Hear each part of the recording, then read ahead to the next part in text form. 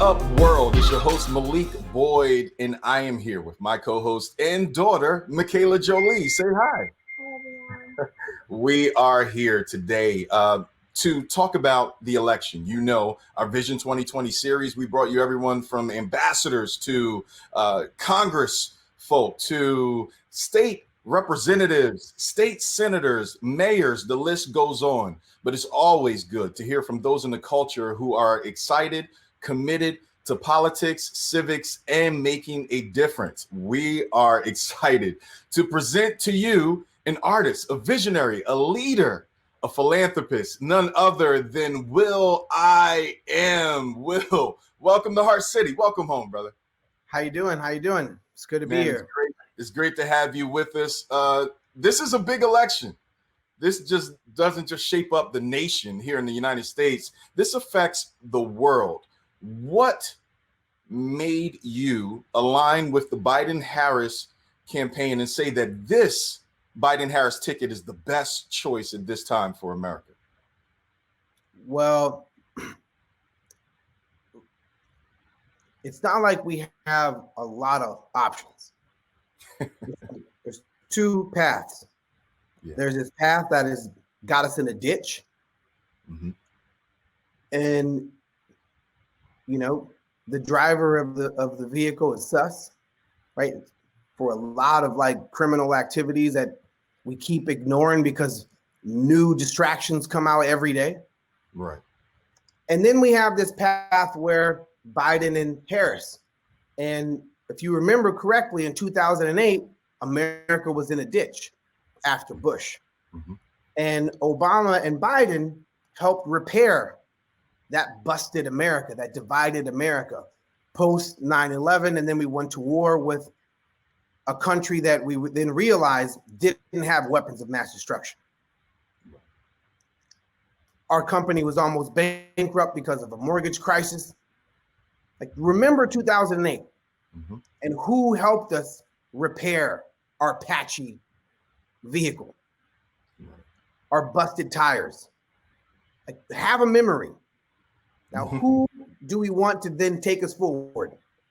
The suspect driver that got us in a ditch, a divided, vehicle, people like, spatting with each other and at odds with each other over things that I thought that we should have really been, solved after my grandmother's generation. Right. How do we get back to my grandma's fight? Yeah. And yes, there's always going to be racists. Yes, there's always going to be bigots. Yes, there's always going to be, folks that are prejudiced. But why are their voices louder than the majority of people? That's a challenge. That is a challenge. That is this thing. That is the power of a non-regulated platform.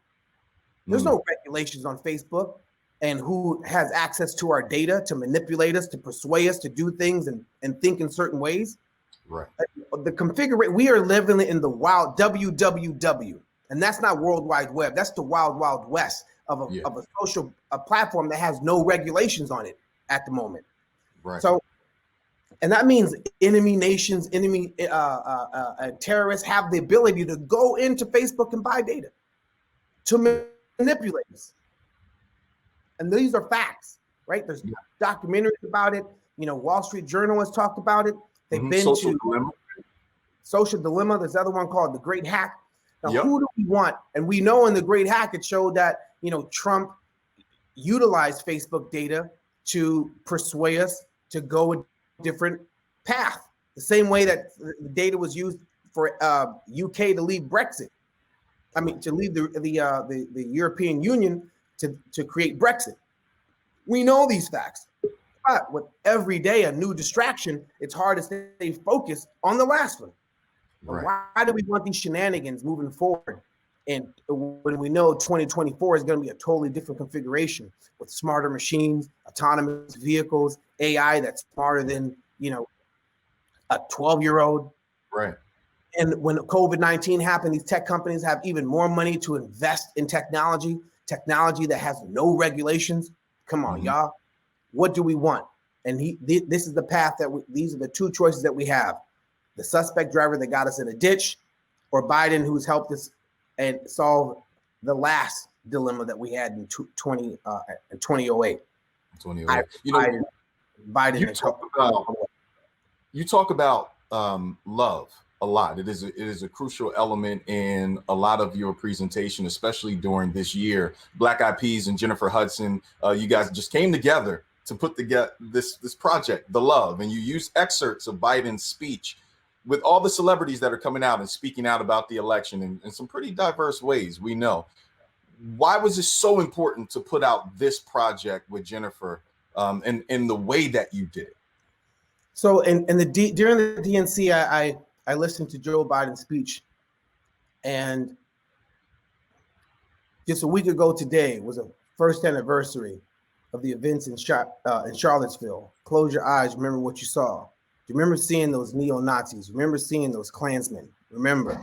And I was like, wow, wait a second, what's wrong with the world mama? People living like they ain't got no mamas. That speech has the same sentiment, has the same, notes as far as like what's wrong with America. Like, and why is it our reality? Why does it have to be that way? Because if you only have love for your own race, then you only leave space to discriminate, and to discriminate only generates hate. When you hate, then you're bound to get irate.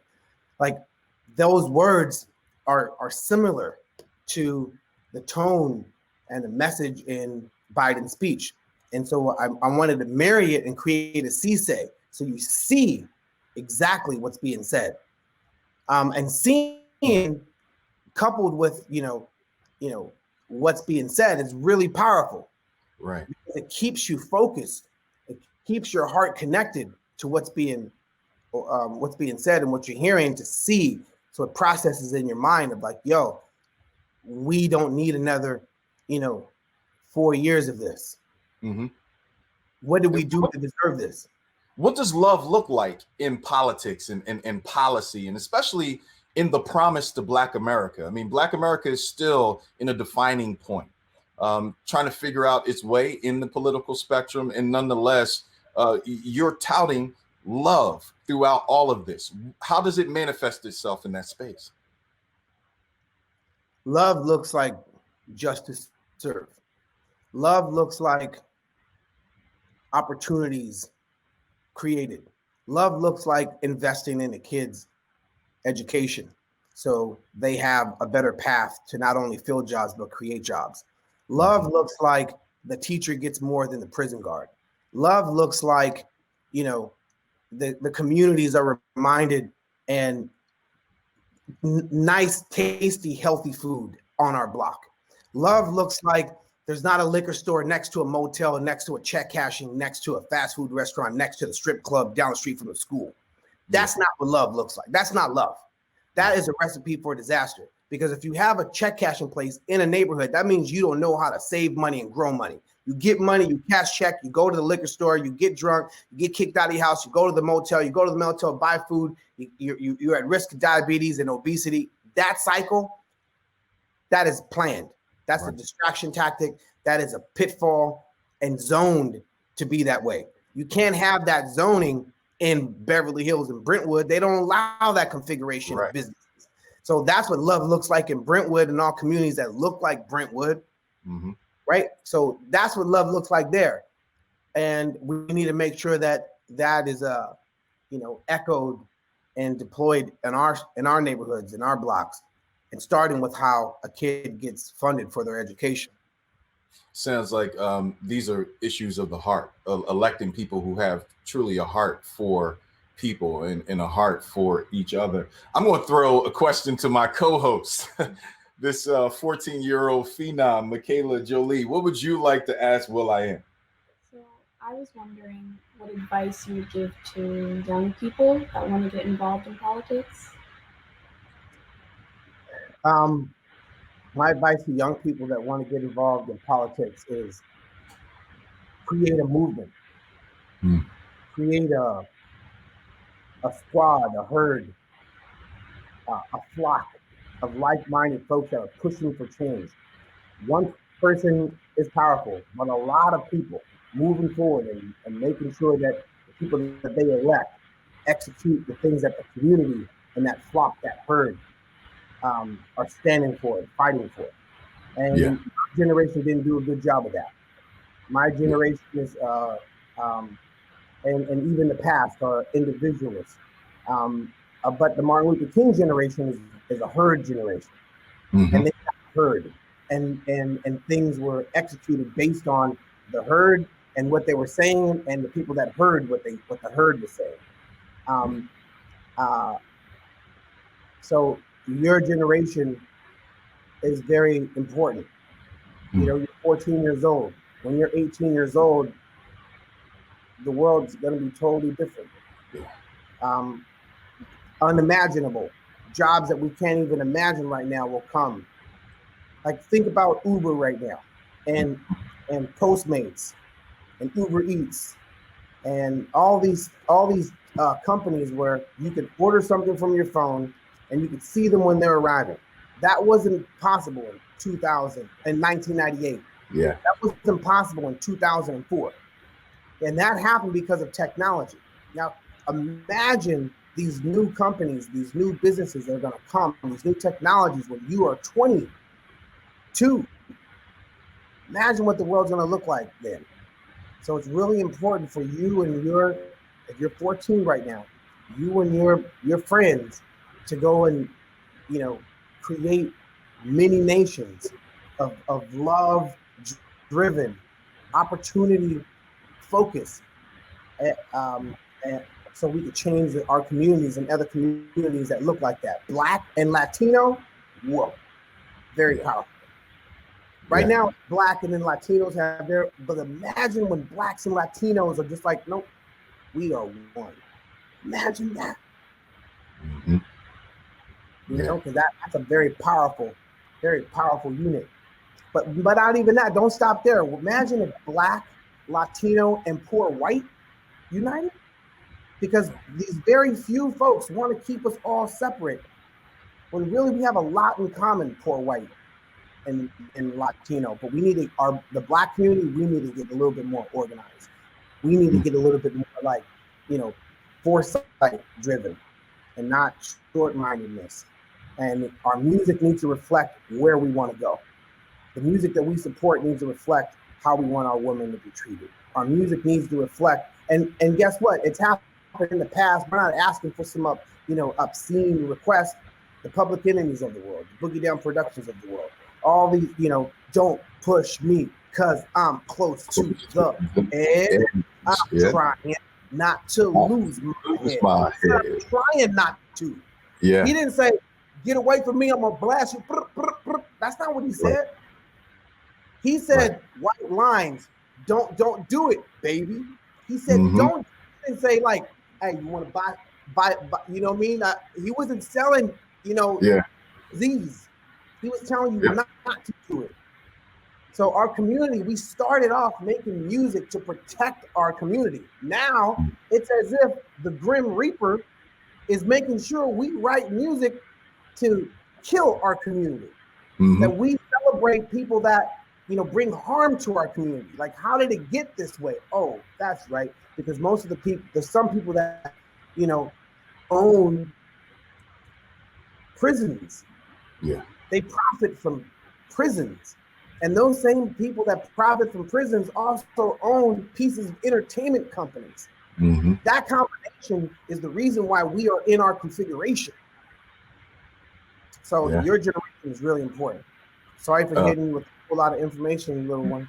Now listen, you sound like Dad does, man. So she's getting it in stereo right now. Will, how old are you? So she's 14. I'm 42. So we're right in the same spot. Right in the same spot. We from the same school. Yes, sir, bro. Yes, sir. So last question.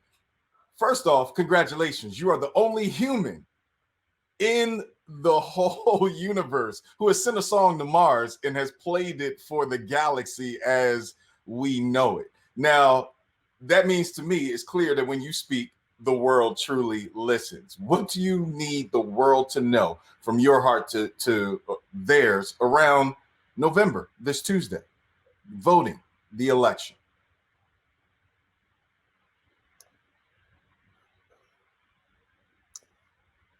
are, it's either going to be extremely hard or it's going to be hard. That's the unfortunate situation that we are in as Americans. It's going to be extremely hard or it's going to be hard. I take hard over extremely hard, like that. Because, you know, if you come from the projects and you've made it out the projects, you realize that was hard. That was just hard, because if you made it out, if you did make it out, that means it was extremely hard. Right. And I'm not trying to, we should not have in America that's extremely hard where we can't make it out. Let's think of all the countries that used to be dope. Like Greece used to be dope. Right. Italy used to be like, what? That was Rome, y'all. Yeah. Like Portugal used to be dope. And yeah, they on the comeback, but you know, they used to be dope. Right. America could be one of those used to be dope places. And why do we want to be that? Why do we want to be used to be dope? Because that means our dollar's not going to be powerful.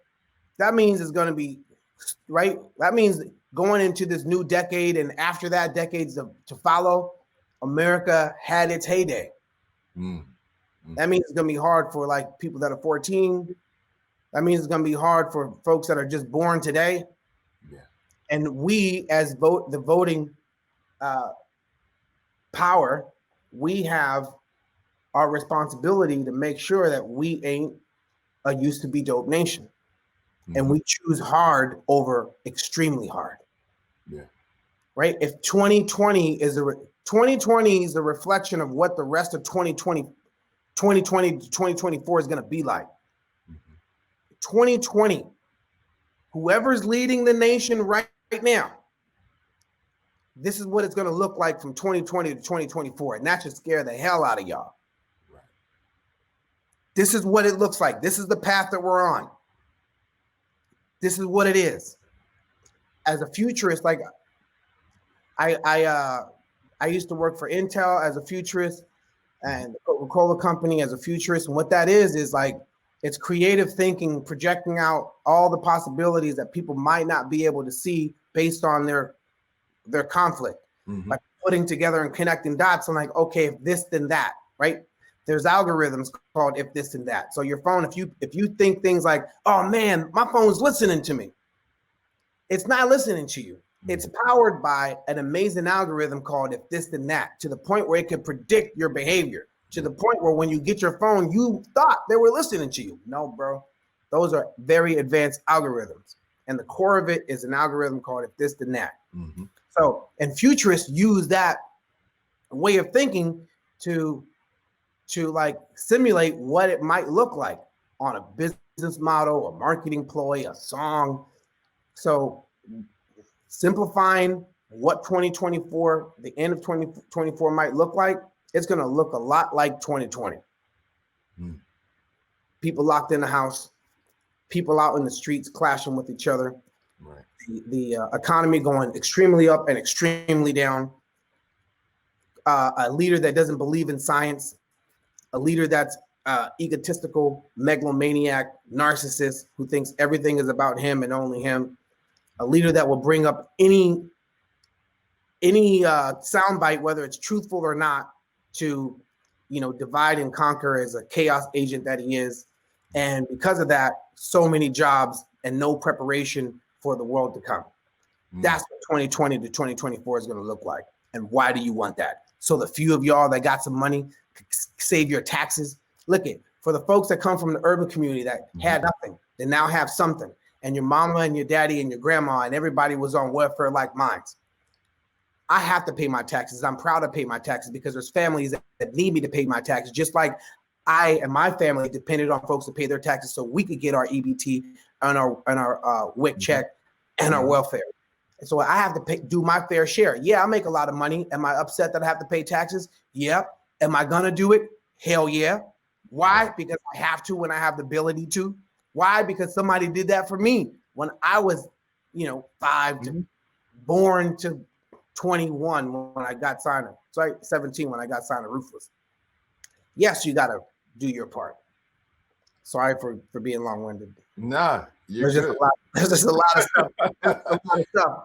But it's real because many think that celebrities get to this point, and they all just forget their humble beginnings. They forget their journey. It's good to see that you didn't forget your journey and you're using it as core principles, because if that's in your core, then it's harder for the environment to come in and shape and corrupt. And it's good to hear that. And it's good to know that celebrities also understand responsibility. Those who have also understand responsibility, and we love each other. And we're going to figure that out, how to do it tangibly. Yeah, celebrity is I don't like that word. I saw your face. So replace it with the word that you would use. What would you call yourself in this space? I mean, because you're more than just one who everybody knows. No, I'm your neighbor. Like, we lived in the projects. I was a celebrity in the project because everybody in the projects knew me. Word. I got you. Was I a celeb? No, I was just, people knew me. So people know me. Am I a celebrity? Nah, because I don't only come around when it's time to celebrate. Word. I come around when I make sure that I went back to my neighborhood and that I come from. I have a school. We serve about 760 plus kids. We teach kids robotics and computer science. I've been doing it for the past 11 years. I've sent kids to Dartmouth and Brown and Stanford and UCLA and USC, and they go to school debt free. Because the last thing I want is to send kids from the hood to go to school and come back with double D's. What that means is debt and a diploma. Yeah. Like, debt and diploma is bad because that don't necessarily mean they have the ability to get a job. Right. So how do you make sure they get jobs? You got to give them skill sets that can fill jobs and create new jobs. So that's the reason why we focus on robotics and computer science in my hood. And I don't have no disrespect against celebrities, but I know there's people that are celebrities that do nothing. Like, yo, why are you famous? Because I'm famous. Like, nah, bro. Yeah. I don't want to be no freaking celebrity. Yeah. I want to be coupled with folks that don't do nothing. Yeah. Yeah. But you know what's dope too? I love your approach to education. I serve as the ambassador for University of the People, which is considered right now the world's first tuition-free university. Wow. And they bring in all these instructors from around the world who are teaching literally for nothing so that people can graduate with an accredited degree for like $4,000. And that whole premise that you have around that double D concept is exactly what I feel. How can someone be prosperous? How can they pull their families out the hood or to a better platform, better plateau if you put $220,000 on them for the sheet of paper? It's crazy. It's ridiculous. You're creating a new slave trade, essentially. And so I'm excited about the work you're doing. Will, I know you're busy, man. Listen, we need you to know we love you. We appreciate you and the great work that you're doing, not just in the artistry, man, but in the community. It really matters. Thank you so much. Thank you so much. And it's an awesome inspiration. You and your daughter doing this together. And, because there's a lot of us that, I don't know my dad. And you're really lucky to have an amazing father that is enlightening you and inspiring you and involving you in these, critical issues and opening up your mind and your heart. My mom is my mom and my dad. So every time it's Father's Day, I tell my mom Happy Father's Day. And so she gets two as a parent. But to see father and daughter, father and son, and our community doesn't have to be that way. But that's all by design. Like, they designed that when they would separate our families. Like, so in America right now, Trump's responsible for 500 kids, Latino kids that can't find their parents. But that's not the first time America has done that. Right. They've done that with the slaves when they would separate father from mother and mother from kid and then sell them. Right. So if these kids, they're kids, 500 of them that can't find their parents because they was trying to find refuge to come to America for a better opportunity, because that's what America promotes. And now we're criminalizing folks that just want to come into the country. Yeah. Right. And we don't pay the ones that are here working odd jobs, getting paid nothing in the farms like Black people were in the farms picking cotton. We got Latino Mexicans picking fruit. In California, where I'm from, when there was blazing fires and they're still in there picking fruits and avocados, and we at the restaurant or at home delivering food and not even knowing and recognizing the folks that are responsible for the food that we eating. And we have this mentality of like, oh, the Mexicans want to come into our country. We don't value the ones that are in our country.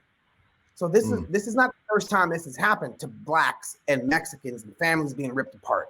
That's the reason why I say Latinos and Blacks have a lot in common. We have a tremendous amount in common.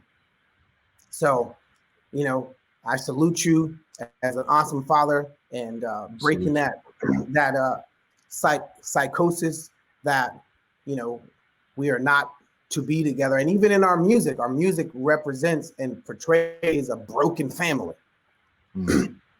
I don't love them hoes is on purpose, on design, on like, you know, hypnosis. That we're supposed to like represent that. That's not the Jewish community don't do that. When's the last time you heard a Jewish song from the inner city culture talking about we don't like our women? Yeah. And if you think about the 14 million Jews that are on the planet, 14 million Jews on the planet and how awesome that community is, we could learn from that. Black community could learn from the gay community. Look at how powerful the gay community just arose to become. To the point where you can't freely say and discriminate gays on a record. No. Right? No. That is powerful. There's so many communities that we could learn from, like, wow, how did they organize up? How did they organize up? How are we going to organize up? And then who else is like us so we can organize with as well? Exactly. And partner up. Listen, we appreciate your heart, and we feel like we partner with your heart in knowing that the community, the country, the world could be a better place if we have more love, man. And so we thank you for all that you do, Will. Thank you.